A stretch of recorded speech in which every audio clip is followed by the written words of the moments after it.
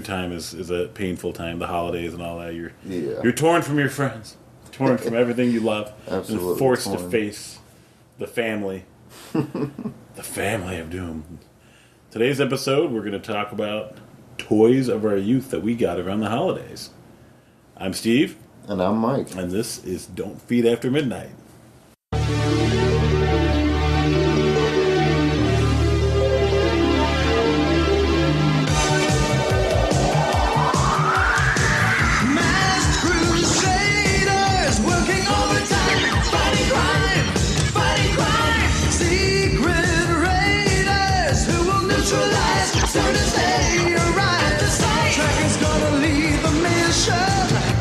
Spectrum's got such supervision. M.A.S.K is the mighty power that can save the day. M.A.S.K, no one knows what lies behind the mad charades. M.A.S.K, always riding on Venom's trail. Come see the laser rays. Fight away. All right, so the first toy I remember getting as a kid. I mean, I got a lot of funky toys. My stepfather worked for Westinghouse, and they would have these Christmas parties and shit, like incredibly over the top, typical corporate Christmas parties. And there was all these presents, and the kids would all get presents. You know, Right. like it wasn't necessarily that each kid had a specific present; they had piles of gifts, like extreme '80s. Over the top, unnecessary amounts of shit. So, we'd go to these parties. We'd sit on Santa's lap. My sisters would cry. The pictures would be taken. And it was very funny. You know. Well, now it's funny. Back then, it was traumatic. I'm sure for them.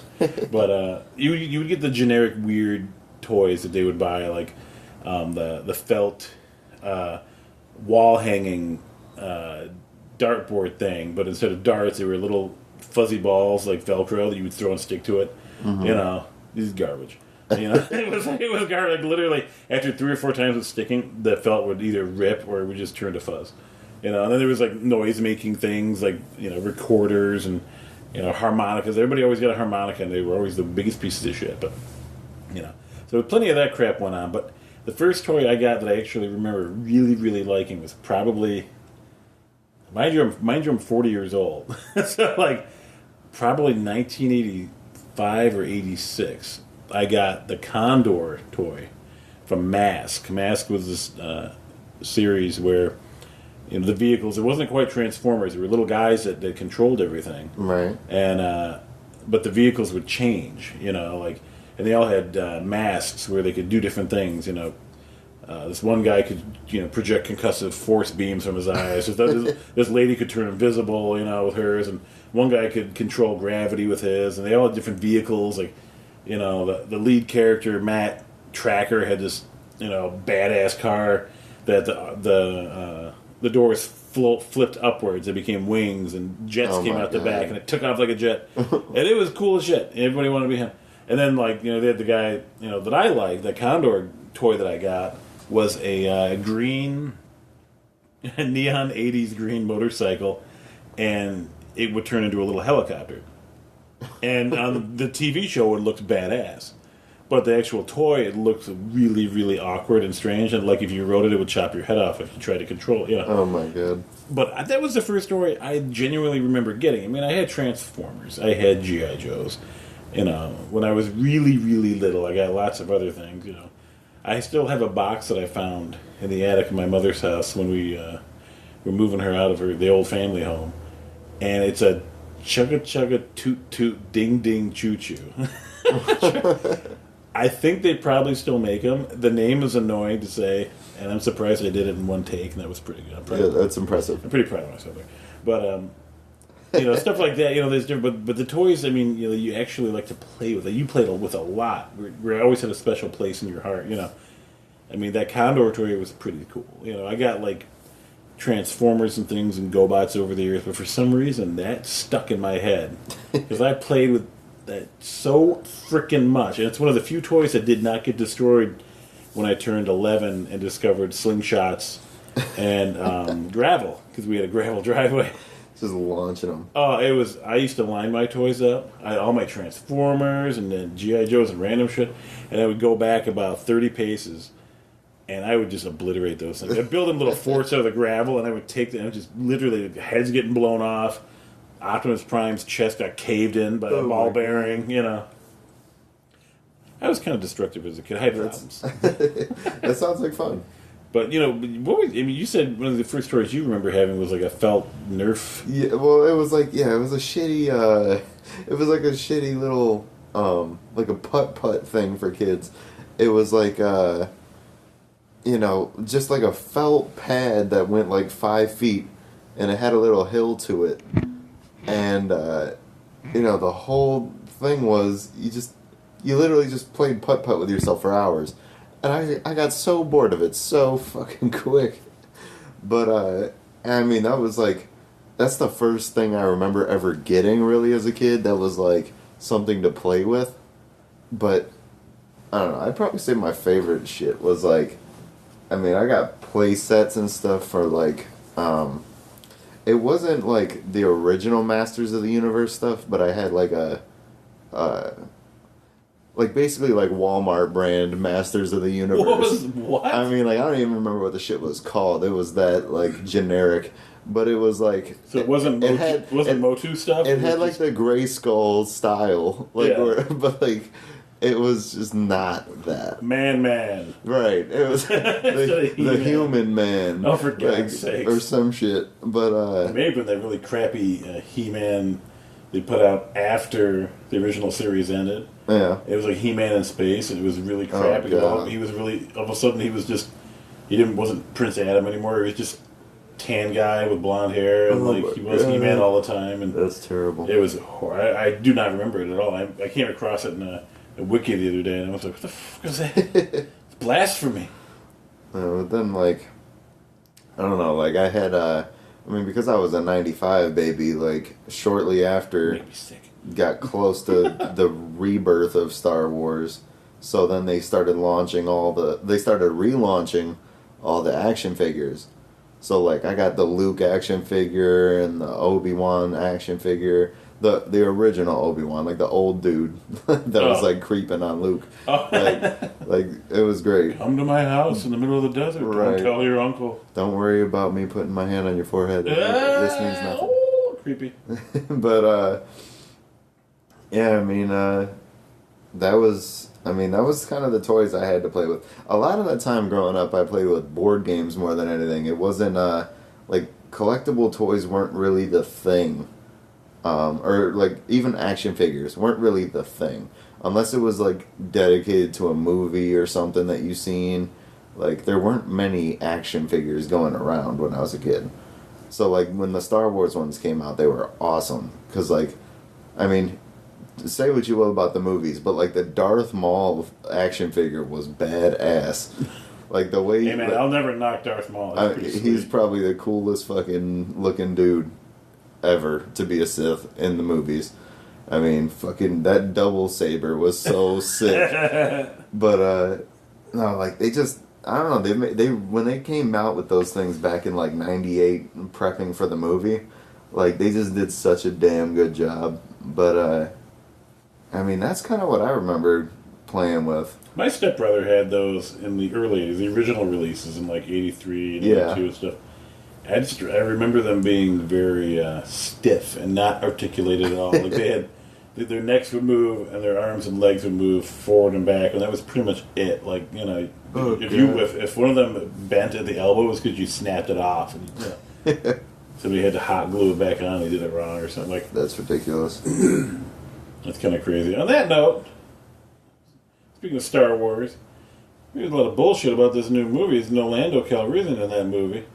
No. I don't think I like that shit. Well, he, from what I heard, he was, he was at Star Wars Celebration this year, and he was in a bunch of interviews and all kinds of shit, and basically what he said is, I'd love to do it, they just haven't contacted me yet. So, like, Disney or whoever's writing the movies or whatever, they're just not, like, deciding to bring him in, Billy D. And, I don't know, for whatever reason, it's like they want to avoid him, but Yeah, I wonder why that is. I mean, it's like, I would hope that at least for episode 9 he comes in, because he's confirmed that he, I mean, episode 8's out now, so like he's not in it, but episode 9's 2 years off, or a year and a half off, and I mean, I hope they bring him back because he's a great character. and you do get to see Donald Glover portray him in the Han Yeah. Solo spin-off. That's going to be kind of cool. Yeah, that'll be awesome. But there's certain things in Star Wars, those toys, I don't know, like the original series toys were kind of clunky. I mean, my stepbrother had like the AT-AT and these really crazy things. I had like a troop carrier. It was brown, and it had a bunch of buttons on it that made noises from the movies, and you could put your figures in it and drive around. It was, I think every action figure line had that. He-Man had some kind of skeleton thing or something. You stuff was kind of morbid, Right. stuff your the toys and things like that. But around Christmas time one year, I remember getting it was one of those things that Grandma got you that she kind of had an idea what you liked but wasn't really sure. And I got this generic Voltron-looking robot thing, and you could tell it was probably based on something in Japan, but it was about 8 inches tall, and it was solid die-cast metal. It was heavy as crap. I remember I got in really, really big trouble once because I threw it at my sister, and I dented the wall with it. It was bad. It was bad. But yeah, that thing was the last to die with the slingshot. That thing held up pretty good, I gotta say. I think I lit it on fire at some point. Oh, that's awesome. There's not a lot to do in North Carolina when you're like 11, 12 years old, so that was like, That's like all the fun in the world. Well, yeah, I mean, we were out in the country like that. If there's nobody to play with, you make your own fun. And Right. when you get a slingshot and gasoline, man, game on. Game on.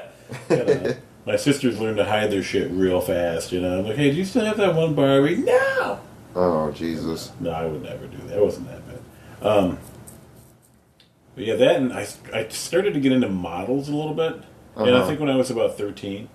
But I never had the patience for that shit. I've seen people put together like model kits. I remember my one friend Mike got a Gundam model. We were in high school. And I'm like, when the hell are you going to have time to put that shit together? It's like 1,000 hours of time, I swear to God, to put one of those together. But when you're done, it's so beautiful. It's so cool. Oh my God! And now they've got the new, the new Star Wars movies coming out. There's all these models and stuff. The Falcons and the new TIE fighters. Well, there's a model store. Well, model store. There's a hobby store by my house. Whistle Stop? Yes, Whistle Stop Hobby Shop. Yeah, I used to go there all the time. And you go in there, and it's just model heaven. They have a whole wall of trains, like 20 feet long, and it's just different train cars you can buy. I actually went there in middle school and I got the materials to do a science project. Actually, I went there for a few projects. I did a science project and got the materials there for a volcano. What? And then I went there. I went there a little bit earlier, like maybe 4th grade or 5th grade, and got a bunch of things together to lay out like a full set diagram showing like the events of Civil War.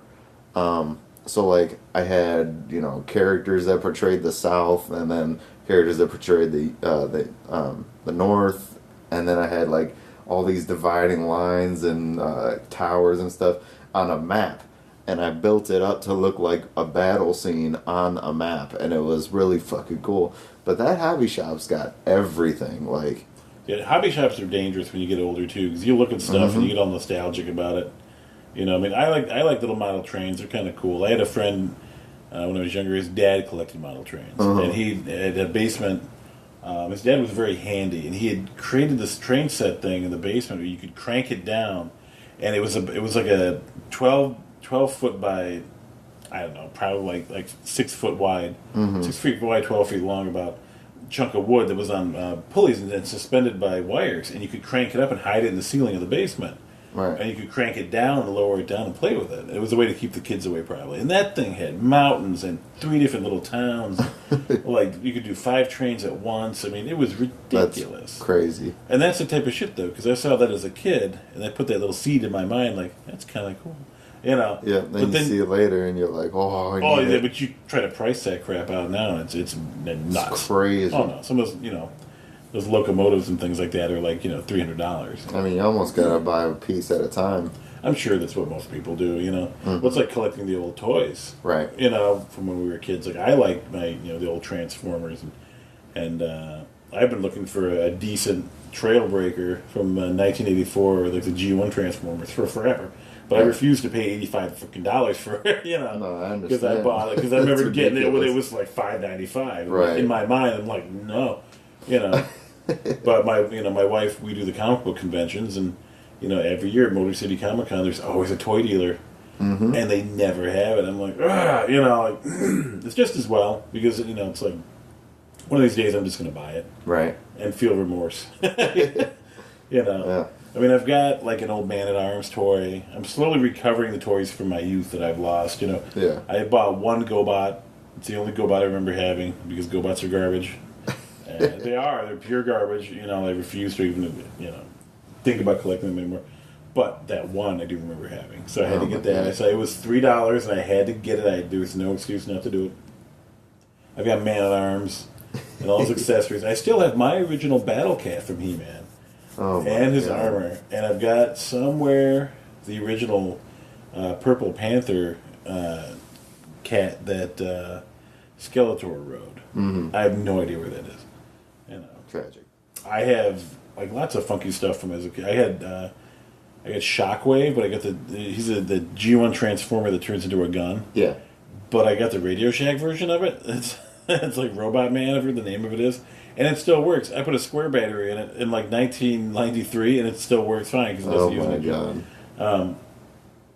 Anytime my daughter finds that, she always pulls the trigger and makes a ridiculous amount of noise. It's really something. But one thing I've been thinking about getting back into lately is radio-controlled cars.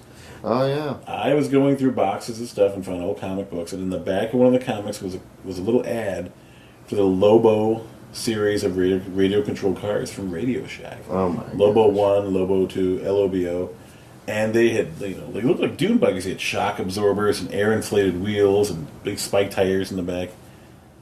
And I got to thinking about it, and I don't know, like, nowadays, if radio-controlled vehicles are that popular, like they were in the 80s, they were really big when I was a kid. Well, I mean, it really depends on what price range you're looking for, because, like, if you look at just the basic, I went to Toys R Us and found an RC car. I mean, chances are they're not that heavy duty. If you look at the right places, you'll find, like, trophy trucks that are RC cars. Like, Yeah. they'll still be, like, only half a foot off the ground. But, like, these things will go up to, like, 40 miles an hour, and they'll fucking, like, launch off of ramps.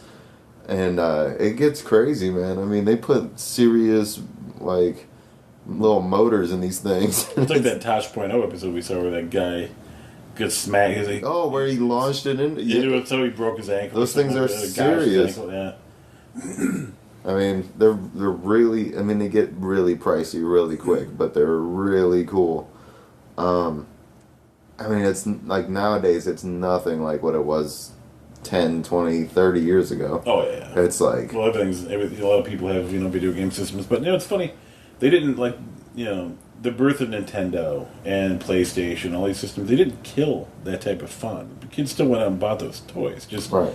they also had Nintendo. It's You funny had 'cause- both on top of it, yeah. It Yeah. all, like... I mean, if you got both of them, like... I mean, nowadays it's like... There's a simulator for everything out there. Yeah, right. So it's... I mean... When I was a kid, they had RC Pro-Am, that Nintendo game where it was basically you were racing a radio-controlled car around a track, and I always thought, I was like, I could go do that outside right now, but I have nobody to race with. Right. The nostalgia factor for old toys, I think, is what really drives that modern market for the vintage stuff right now. Like, it's people that are like my age, that are in their 40s, that look back at the 80s stuff. And in the 80s, particularly when I was a little kid, there was a glut of toys. They would put toys out and create cartoon series to go along with it to sell the toy. Right. Very rarely did the cartoon come out first, and then the toy come out after. It was usually either released in tandem, or they would release Transformers was originally like they had a 4-part comic book, or I think it was 4 or 5. It was 4 parts. And and then there was like a 3-episode TV series, and that was they were kind of testing the market, I guess, to see if they would keep doing it. And it took off, so they kept making the cartoons. Right. In Japan, it was probably a little bit different. I mean, there's a tremendous amount of toys there still being made, and like for Gundam and things like that. And it's not unusual for adults to just have massive collections of the stuff like that. Right. To go and to watch the anime and stuff like that. Whereas here, I don't know if it's a cultural difference or what, but it's when you. Oh, that's probably 100% of what it is. I mean, they grow up on that stuff like 100%. There is no other options besides watching those things. Yeah. I mean, that is their entertainment. With us, it's like you reach a certain point, and it's like if you collect toys, you're pretty much viewed a little bit differently. Yeah, I mean, well, I mean, even though it's so mainstream today, gamers still get the most flack for like just being like inside as much as they are. Oh yeah. So like, I mean, if you play with toys, games, or do anything that's like a hobby involving playing, like you're the first to get bullied or like just joked on. I mean, it's funny because I have friends even nowadays that I know for a fact still like Star Trek. Yeah. And if you're in your core group of friends or something that everybody knows it, I mean, you can talk about Trek and you'll love it. Oh, but if you step outside that core group, oh no, yeah, if you're you're with a other nerd. people, You're an outcast. they won't talk about it. Yeah. And it's a shame because you got to be who you are. I am who I am. I don't give a shit. Right. I'm a huge nerd. No, I mean, and I don't really care. I mean, the nerd uprising of the past 15, 20 years has been major because, like, go back 25 years ago and nerds were, like, getting crammed into lockers and getting swirlies and shit. Swirlies. Like, I mean, ever since 2000, I'd say, is like, every year has just been inching closer to nerd being popular. And now we're at a point where, Star Wars is aiming to be the highest, or top 5 highest selling movie of all time, week 1. Mm-hmm. And, like... And superhero movies, I think, superhero movies are right under there. Yeah. Marvel is just dominating everything. You don't see stuff like The Notebook come out anymore. No, right. I just talked to my girlfriend about this. You go back to, like, every era before the 80s, 90s, and every movie was either drama or romance or a thriller. Mm-hmm. That was it.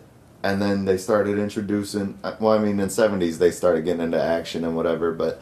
I mean, it was low budget, didn't really make any waves and all that. It was just like cult classics. You had stuff like Commando in the 80s. Fucking things like that. Smokey and the Bandit and shit. Hey, man, that movie's awesome. It is. I just watched it the other day. It's so great. I want that car so bad. But then you get into the 80s and you got like, I mean, you actually had Reagan trying to introduce like Rocky and fucking like all these movies trying to get American pride back. Oh yeah, just for the purpose of getting people to join the army and shit.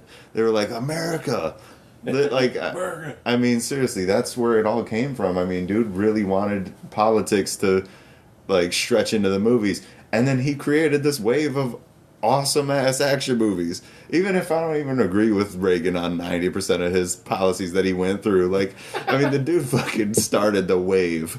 That's true. I mean, and then you got the 90s carried it. I mean, but at like all that time period, it was still drama. Oh yeah, romance. Oh yeah. Thrillers, and then action was all under that. Ever since 2000, every year action and nerdy shit has been inching. Because before that, it was all cult classic.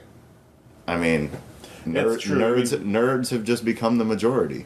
Well, that's the thing now. I think it's more accepted, and they package it differently than they used to, too. I mean, you can be the biggest jock you want, and you're going to go watch Captain America, the First Avenger, and probably dig it because of the action. Yeah. It's not all just like, oh, he's got his face, right. I mean, I know there's people like Josh Henderson from Continuum, so that Josh likes football. Yeah. And he's into it. The man is, he goes on a podcast about it.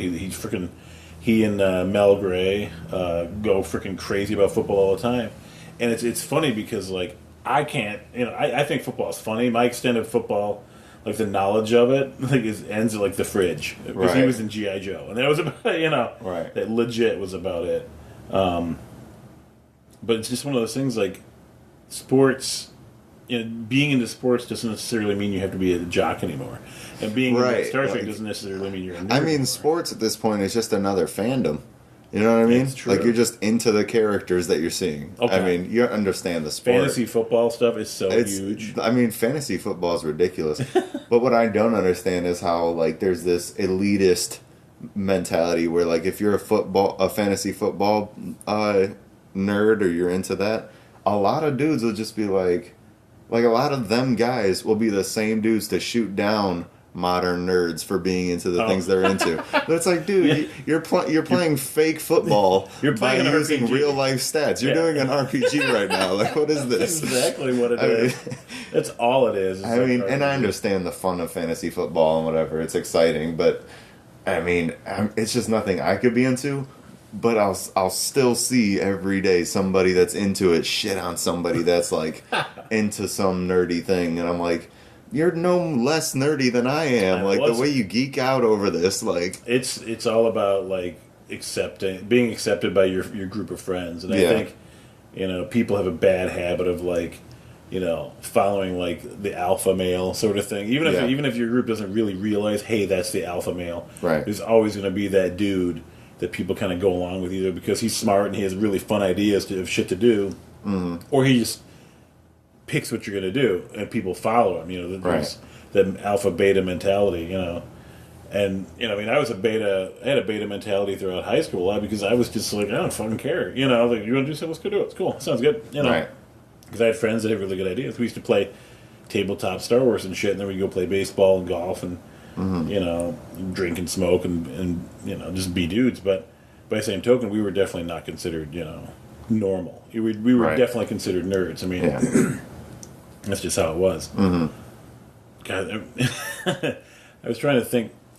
The nerdiest gift I think I've gotten in my entire life was something I specifically requested too. My sister bought me right after Lord of the Rings came out, like the very first Lord of the Rings movie came out. Yeah. Not the crappy Rankin Bass one, which was an obscenity, given actual form. And I got a silver version of the One Ring, and I still have it. Oh, that's awesome. And it fits, and it's cool, but my wife won't let me wear it. She says it's a no-no. There's limits, and it's unacceptable to wear that out in public. Oh. I think it's cool looking, but I understand. I get it. Right. I don't know what the nerdiest thing I've ever gotten is. You know what I did? I mean, this is one of them things. It wasn't necessarily mine, but me and my cousins played together all the time because I basically was babysat by my aunt, and like for a mass chunk of my childhood, and like one of the things they had was I don't know how big the model was, but I mean it was a decent sized model of the Millennium Falcon, and it had like the compartments to put like little figures in it. Oh yeah. So like, I mean, shit like that. It was just awesome. But it's no different. I mean, in the '80s, the G.I. Joe toys were like that too. They always had like pretty good solid chunks of plastic that were fun to play with. But I mean, by the time you were a kid, though, they were a lot more intricate, and I think they were probably like a little more detailed. Yeah. Like, and I think by the time like I got to them, they were a little bit beyond the age that they say on the package. Oh yeah. You know what I mean? Oh yeah. Like they might say 3 to fucking whenever you die, but like there's no chance I'm even touching that thing until I'm like 8. Like Little tiny moving parts. I mean, and I things. look at this thing and I'm like, oh no. Oh, yeah. Like I get sweats just thinking about building this thing. Yeah, they. I mean, my daughter's into this Five Nights at Freddy's stuff right now, Yeah. and she's never even played the damn games because they're just it's a jump scare game. Yeah. And they sell toys for it and all that, but the toys are horrific looking monstrosities. Oh yeah. They're animation or not animation, animatronic characters that are like rotting and falling apart. Yeah, I had a temp job at at Toys R Us for like a few months, and they had a full section dedicated to Five Nights at Freddy's, and it was just the grossest section of the store. Like there was nothing good looking about these toys. And when parents or aunts or grandmas would come in and ask about it, they'd be like, "Hey, my nephew, he said he's into this game, and it's called 4 Days of Gilbert's or." I'm like, Five Nights at Freddy's. That's the one. And then I walk over to the toys. They're like, "Oh, well, that's just about the ugliest thing you ever seen." Oh yeah. And I'm like, "Yeah." But and the concept behind it is, I mean, there's it's children got killed, and their bodies were hidden in the animatronics, and then they're possessed, and it's really it's like, dark. Yeah, and it's like based on, not like true stories, but it's like true locations and true. Well, it's supposed to be kind of like a Chuck E. Cheese. I think, yeah, it's similar to a Chuck E. Cheese. Chuck E. Cheese, oh my god! But one of my daughter's friends had a party at Chuck E. Cheese not too long ago, and it was insane. Oh, that's a nightmare. Oh, it smelled like feet and failure. I mean, it was just bad. You in that place, you're like, oh. I don't remember the last time I've been to a Chuck E. Cheese, and I'm glad about that. It's better than going to Dave and Buster's. Dave and Buster's is awesome. That is not cool. That's awesome. They have like 50 games, but it's the same 4 games over and over again. Just no, that out. first part is the same shit. I will agree to that. Any game that gives tickets, they're all the same. But once you get to like the Street Fighter, then you get to the Time Crisis, and like there was 8 copies of Time Crisis around that. I love that. The one out on Hall Road. I love that. Oh, it drives me nuts. What else? At least they have alcohol. You know what's the best game is, it's newer, but that Deal or No Deal arcade game is the shit. What? I love it, dude. You are a 60-year-old man and I a love that 22-year-old shit. man. Buddy. It's like the ultimate, like, computer fight. You're just like, you bitch, give me what I want. You creepy ball And then you get all the way to the end, and it's like, you got $1 or 1 ticket, or like 100 tickets. And you're like, give me the 100 tickets, you bitch. Oh my and then you hit it, and it's like, 1 ticket. Like, fucking end it. Those places are funny though, because you can get like 10,000 tickets, and you'll get some cheap piece of Japanese-made plastic or Chinese-made plastic that's worth like a penny. I mean, you'll dump like all the money in the world into it and get like all the tickets in the world out, and then they'll be like, "Hey, do you want these plastic sunglasses? Yeah. Like, hey, do you want this gumdrop? Chinese finger puzzles and things like that. Oh my god, I hated those things. Man, I got stuck with one of them things, and I literally could not get it out for the life of me. What? I was so pissed because I had no clue how to get my fingers out. I didn't realize you had to hold on one side and pull a finger out. So, like, I spent, like, maybe a half hour doing it. Oh, my God. And then when I finally got tired of it, I just yanked as hard as I could, and, like, I snapped it. Like, I got tired of it, but... Violent. I had to do it. East Side. But, I mean, seriously. Couldn't let the kids see I was a punk. That's right. I mean, had to show them. I'll get out of a Chinese finger trap any day. Just... That's awesome. Nowadays, though, like gift-wise, man, thinking about it, I think I'd request more than anything else is like pipe tobacco, because I still smoke a pipe, because I'm older, and I also like liquor, right? Like a nice type of bourbon and pipe tobacco. It's like my 2 favorite gifts, and money. Money's always good, but money's good. I don't know. It's a lame gift, but it is a lame gift, but it does come. But money's good, especially when you get kids. You always got to pay for shit anyway, right? But no, I think bourbon, a good bourbon or a good whiskey, like a small batch whiskey, and some pipe tobacco is a really good gift to give me nowadays. I mean, right? I don't know. You're a lot younger though. I mean, you need game system shit. You've got like a $5,000 video game system. It's true. Nowhere near. You know it's how much it costs. Nowhere near. It's ridiculous. With all the games I got, maybe. But, I mean, like, or the games I have purchased in the past 10 years. But, the PlayStation 4. Yeah, I mean, that thing, I had the original PS4, and then they came out with the Pro, which is, it's got the 4K support, and, HDR support and all that. We both wear glasses. You're not seeing anything in 4K, and you know Oh, it. yeah. I mean, it was 400 when it first came out, and then the Pro came out, and that was 400. But then I waited like maybe 3 or 4 months, and then got it pre-owned for like 350, and that's I mean, I already had all the games. It for is it, a nice system. I'm and not it's gonna lie. it's beautiful. And I mean, I watch the Continue Show guys play these older games, Mm. and I like it. I think it's fun. I'm like, yeah. oh, look at that mess. Look at that pixelated mess. It's Well, yeah, I got because I got like old Grand Theft Auto games and shit on my PS4. So like, I'll go back and play a game that's in like 480p San on Andreas this. and Yeah, stuff. yep. I got San Andreas. I got what else do I got? I had Vice City on my PS3, but yeah, Vice like City. Max Payne and like a bunch of old Rockstar games that were the shit back on like PS2. I think the first game like that I played was called Driver. Just Driver. I loved Driver growing up. It was the first It one was I the ever shit. played. There was no open level stuff like that when I was a kid. There really weren't. Like, I mean, you had until EverQuest, I think, in 1999. I don't think I played anything that was truly open. Like that, where you could just go and walk and pick a direction. You didn't have to do the quests. You could just do whatever you want. And Grand Theft Auto, I had no patience for shit. My mind doesn't work that way. I literally Right. would just punch people, take their cars, and drive around until it That's blew what up. it was for me when I was a kid. I mean, Well, I was like 25 at the time. That was different. I'm like, I was like 5. No, I was probably like 8 playing it, and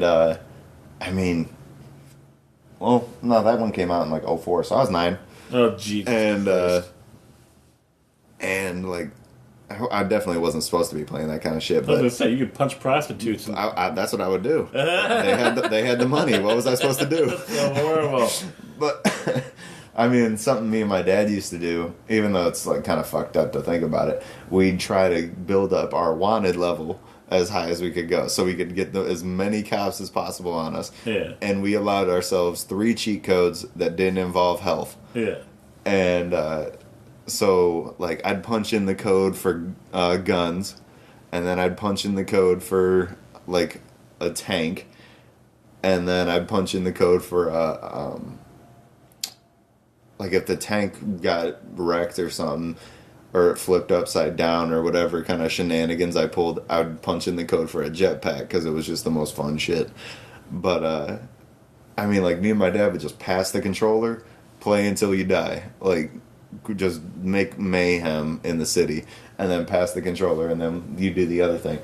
And that was just the funnest shit to me because the world was so big at the time. Oh, yeah. That you could just go across, like, I mean, Little cities, yeah, right? Basically what it was in well, the town. San Andreas, by the time that one came out, it was like a full state worth of a map. I mean, it was the whole bottom right corner of the map was like LA.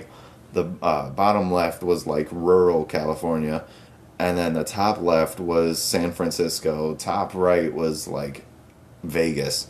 So it was like you had these 4 massive areas to go through, and it was, I mean, for PS2 and the amount of time it took you to get across that entire map on foot, it was like a state's worth of, I mean, it was like about the size of Rhode Island. I mean, like, That's crazy. and that was back on PS2. The graphics were shitty enough Oh, where yeah. where it didn't have to crash every 5 seconds. Well, the But, PC version they made a multiplayer. Oh yeah, Samp. Oh my god, I used to play that. It was so glitchy, but it was fun. so glitchy, but it was so great. Every time you logged on, all people would do was try to kill each other anyway. Like, there were supposed to be teams, but they were just... Well, not much changed because Grand Theft Auto 5 on PS4 is the same way. You go into an online lobby, you just get lit up by somebody. Oh, that, jeez. No reason either. They'll just drive past and blow you up. That's funny. But it's just like living in Detroit. It's just like living in Detroit. That's why I got blown up like 6 times growing up. Oh my god, East Side kids. East Side got blown up. God, well, you lived further in than me. At least I was on the border. Yeah. I mean, I was about a mile and a half from the border. I was still in the shit, but 94. I was East Warren. Yep. shit. Hayes and 7 Mile. Well, that's no way to live. Garbage. There's people listening to this going, I live in that neighborhood. We try really hard. Right. Like, no, you don't. You're a I lie. built this house up, and it looks so good now. Yeah, too bad the house is And next the to rest of the block was burnt is down husks. Yeah. The rest of the block is so jealous. Man, there is no rest of the block. Yeah, right. It's empty. It's empty lots. Like, stop lying. Yeah, it's totally true. But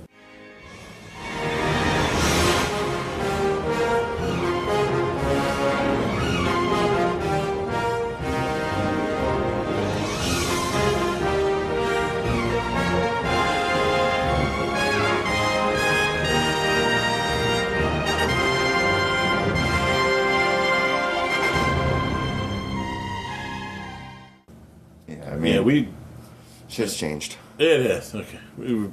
We're bad. Poor Detroit.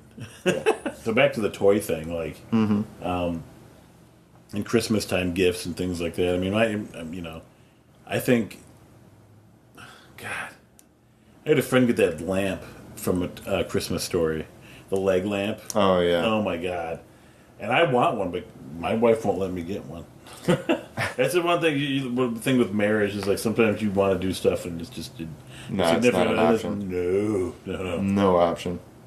But that movie, they run that 24 hours a day on Christmas Oh yeah. and Christmas Eve. I think it's like TNT or one of those. Well, stations. because it's such a classic. I love that movie, and it's really like by the third or fourth showing, you just don't even care. You know? I mean, I've seen it so many times now. Anyway, it doesn't matter. Right. Was there a movie like that you guys watched all the time when you were younger? Home Alone was a major one, all the time. Christmas Story every once in a while. Wasn't the main one. God, there's a few of them. Rudolph, the claymation one. Oh God, that's creepy as I hell. loved that. That is so creepy. I loved that one. What else? God, there was a few. They were just so great. Yeah, Home Alone was probably the biggest one, though. I mean, you couldn't go wrong with that movie. It was just, Yeah. I mean, it was the home invasion Christmas movie. How perfect was that? I don't know. I mean, you got a kid alone at the house getting terrorized by Well, that's the funny thing now that I'm like a parent. I think back and like that kid would get taken away from his parents so quick. Oh, yeah, like terrible parents. It's so terrible. I didn't get into National Lampoon's Christmas Vacation. That's another good. It was a good one. It was a very I good didn't even see it until later, though. Charlie Brown. That was a classic. I can't watch that crap anymore. It's so depressing. Like I watch it, I'm just like, oh God, it's depressing as crap. My wife loves that stuff. Frosty was sad as hell, but Oh my God, I mean, it is what it is. that stop motion claymation shit was weird. The Schwarzenegger movie was garbage. Jingle all the way. Never saw it. Garbage. Never saw Garbage. One movie I've never seen, which I keep meaning to, is Nightmare Before Christmas. And I've never seen it either. A lot of people have seen it. They love it. They think it's so cool. Yeah, it's got a huge fan base, and Hot Topic just like rakes in millions a year off of It's it. basically what Hot Topic is based on. Yeah, that like- movie, superhero T-shirts. I mean, it's the emo cartoon for Christmas. Oh my God. I mean, but that movie gets so much praise, and I've never even seen it, and it doesn't even look all that appealing to me. Yeah. So like, I feel like it's all exaggerated love, but It could be. until I see it, I won't know. People think that about like Army of Darkness and stuff too. They're like, Right. I've never seen that movie. It sounds stupid. But you watch that movie and you're just like, that's pure heaven. Right. That's Oscar material. Yeah, but I mean, I guess that's a thing about like toys and gift giving too, and things like that. Like, you really got to know who you're buying the gift for pretty well. Like my nieces and nephews now are old enough that I just buy them Amazon gift cards because I used to buy them Transformers and things, and then I realized I was buying them shit that I liked. Right. Like he'll like this. It's great. It's like no, he's 13. He's not into He's that. not into that crap anymore. And you can't do that. But when I was a kid, I didn't really care. I was happy with just about any toy I got, as long as it was G.I. Joe or Transformers. You'd always get those people that would give you guys like the educational gifts. I hated that. We do Like, that sometimes. That's what I'm in school for. I don't need this gift. You'll get that it's like Where's Waldo books and shit like that. And you're like, I know it's supposed to be fun, but you could just give me socks. It's the same damn thing. Right. Underwear and socks. That's horrible. And give me a little crossword book or some shit. A little Sudoku or something. I'll Oh be my like, God. stop it. Stop it. Sudoku. I hate this. It is like torture. It is It's pretty the bad. worst. I remember getting we had a family friend get all of us kids multiplication like memorization cards one year, and I was like, why does she not like us anymore?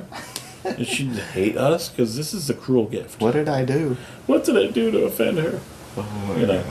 I do remember like going to the movies at Christmas time too, and seeing like random shit. It wasn't like Benji. You see like Benji Christmas movies and stuff. My sisters were just enough younger than me. It was really difficult for my mom to get us all out to a new movie we all wanted to see. Mm-hmm. Nowadays there's a lot more like children's films and stuff. But I think we saw like the Berenstain Bears movie or something like that. I've seen that movie. I do remember my mom. We watched the Garbage Pail Kids movie at some point. Oh, Jesus. And it was the worst thing ever. That just I don't sounds even like think the that worst was in thing ever. theaters.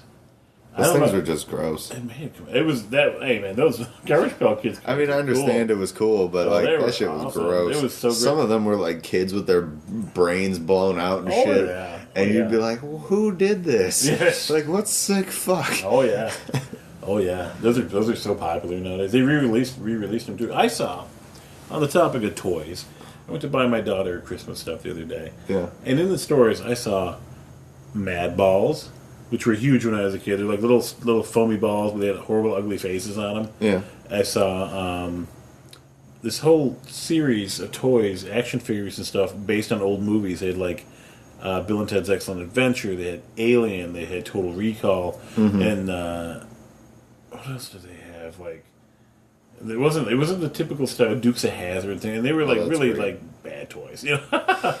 But they had like a Jay and Silent Bob toy and things like that. It was cool stuff. I love stuff like that, but it's definitely not for kids. Like it's in the kids' toy aisle.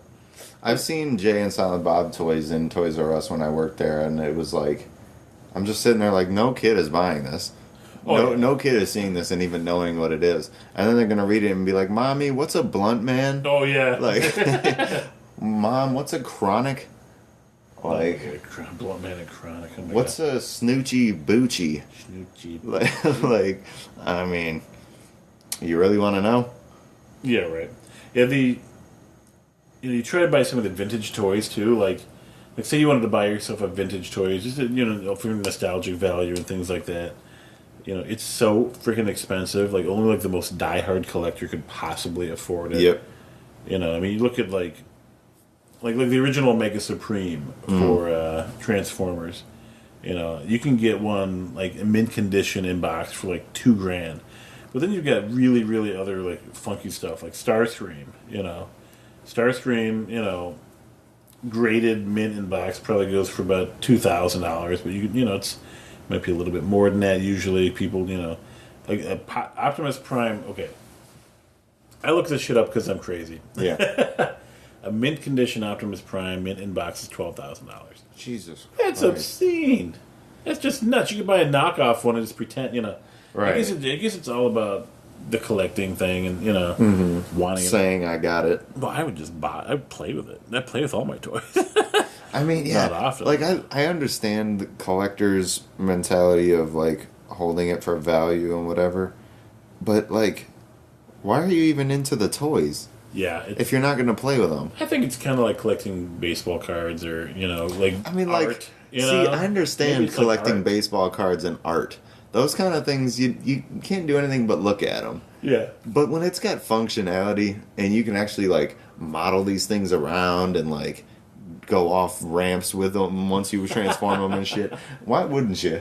I don't know. I have a 20th anniversary Optimus Prime, and it cost me $50, and that fucker ain't going off any ramp ever. My daughter looks at that; it's on a shelf in my in our bedroom, and she comes in and she looks at that stuff sometimes, and I'm like, don't even think about it.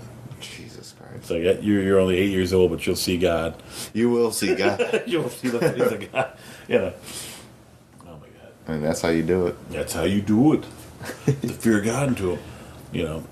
Yeah, we I grew up in that era where the toys tended to be a little more dangerous too than they are now. Like they had spring-loaded launchers. Even then, when they would dull them down, they were still kind of like, kind of dangerous, I guess, in comparison to like modern stuff. Right.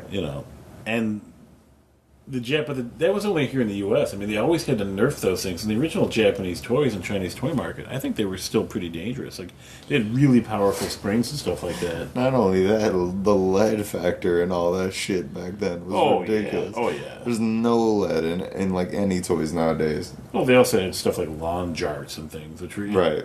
Let's throw a giant, Throw it up and just like 2-foot stab long a dart. kid. And, Yeah. Oh God. Like, Jesus Christ. Those things were dangerous. Oh my God. Those things were. They probably weighed about 2 pounds apiece, and they were about 2 feet long. You throw them up in the air, and they would just land in a circle, and they would embed themselves in the ground because they were fucking darts. You know, and they were pointed. I don't know who thought that was a good idea. I recall. No one that cared about kids. There was a toy. It was a circle, and it was covered by rubber, And my buddy had one, and I remember playing with it as a kid. And they yanked it off the market because the rubber would corrode if you left it out in the sun and the weather for too long. And inside the rubber circle, it was just like literally just like a hoop shape, but it was flattened. But it flew like a frisbee just because it was, I don't know, the shape of it. Right. But inside that rubber coating was a thin metal disc. And when the rubber would wear off, kids were putting their hands up to catch it. It was chopping their fingers off, like slicing Jesus it. Christ. And it's just like stuff like that freaks me the fuck out, Because having a kid nowadays, in particular, I look at the toys she gets and I'm like, what can she do with that? What can she, can she do this with it? Dan, can she kill herself with it? Because that's kind of, Jesus. Now we have a 4-month-old, so now I have to like double check everything. And I'm like, what's in this? What's it made of? Because she's gonna put it right in her mouth. Oh yeah, instantly. Oh yeah, they try it. I mean, we had a lot of lead paint and crap like that in toys when we were a kid. I'm sure we got exposed to all sorts of crap. Mm-hmm. To this day, it's probably why I don't do math good. It's true. The subject of like Christmas time and seasonal things. We grew up in an area where you could get actual real Christmas trees really cheap. Oh yeah. But a lot of people didn't. If you lived in the city, it probably cost a ton of money and all that. A lot of people had aluminum Christmas trees and fake Christmas trees. My grandmother and grandfather had one of those actual aluminum, the silver Christmas trees that reflected light, and it had a little light stand on the ground, and it had a disc that would spin, and it would change colors. So the whole tree would change different colors instead of having lights on the tree. That's cool. And I love stuff like that. And I went to look at purchasing one the other day, and they're like $400. Oh yeah. No, I don't like that. I mean, the smallest kind of trees, you can still find them with lights on them for like $200. Oh yeah. And I'm looking at these things, and they're like pipsqueaks. Like, I mean, you seriously got to be in a micro apartment to even have these things. Oh yeah. But they're still like $200, and you're like, what the fuck? I'll spend $60 on a real tree and just leave it at that. I mean, seriously. We do that every year. It's worth having to deal with, the trouble. Well, we got a fake one like maybe 7 years ago, and it's like, it's easy breakdown, easy assemble. You just slot the pole into the into the pole. It unfolds and it's broke into like 3 sections and it's done. And easiest setup for a tree ever. And this year my brothers set it up, and the middle one agreed to build it while the little one agreed to do all the ornaments. So the big one builds it, and he's like, all right, get to the ornaments. I get home, and I look at the way this tree's laid out. Big ass gaps and shit in between the leaves. Like, he didn't spread any of the branches out, and this thing just looks like a bunch of like holes in the tree. And I'm like, dude, like, did no one care to look at this after they were done? Like, this thing looks like trash. And like, you just don't get that with a real tree. So it's like, you gotta appreciate a real tree once you have it, because those things are great. Except for the main problem I have with getting a real tree is the way them shits fucking leak. Not leak, but like the way they just drop all the damn needles all over the place. I know, I do have to deal with it. Like, sweeping them things up is a nightmare. It was pretty bad. I did have, actually, our very first email. I forgot to say. Really? It came in a couple weeks ago, and because we haven't done anything, I'm bad about that. It's pretty bad. This woman wrote in. Okay. And God help me, I can't remember her full name. Her first name was Brenda. And she had asked, it was probably one of my friends trying to make me feel better. If it is, thank you. But no, I might be a legitimate fan. You never know. She said, on the topic of video games, was there any game that came out that you played as a kid, or when you were younger, that you went back and played again as an adult, and you absolutely hated? That's a good question. It's a very good question. And the first thing that sprang to mind was Twisted Metal 2. Really? I fucking loved Twisted Metal 2. That's the Twisted Metal Black was my shit. That's the only that's the reason I bought a PlayStation 2. Yeah. I went back and played that game about 1.5 years ago. And it was such a pixelated mess. Oh, yeah. That it drove me crazy. And I grew up in the era of pixelated games, like 8-bit video games and stuff. But the action in that game was so fast. You know, there's like also yeah, explosions and stuff. It just looked nonstop. horrible. It just absolutely destroyed me. I mean, granted, I'm watching it on a high def TV and all that shit, but I'm like, oh my god, it killed me. Twisted Metal was so much fun. I loved those games. I was so bad. I mean, I used to play a game for hours. Let's see. God, I'm trying to think about classic games I grew up with. Mario 64, absolutely love. I would never say that game is bad. All the Mario Karts, all the Smash Bros, all those were great. I'd probably say the first one that got me was... It had to be PS2 era. Okay, Crash Bandicoot. The first one. Okay, so that's PS1 era, I think. Yeah. Yeah, that's got to be PS1. Yeah, Crash Bandicoot, the first one. I didn't go back and play it on a PS1, so it wasn't the same feeling necessarily. I played it on a PS3, but I mean, the controls never changed, and they didn't do anything to the actual game. They just upscaled the graphics to run on 1080p screens and whatever. So it's like, you know, it's still that classic 240p, but it's just upscaled so you can actually see. And I just like, for whatever reason, when I was a kid, Crash was so much fun. Like, you just ran and you jumped, and it was the easiest thing in the world. It was like everything that a platformer from the Super Nintendo era was, just in 3D. Yeah. So it was like awesome. And I'm running around and I'm playing it as a kid, and I didn't really get frustrated at all. And then, like, I get it maybe 4 years ago on PS3, and I'm playing it for 2 minutes, and I almost fucking launched my controller into the wall.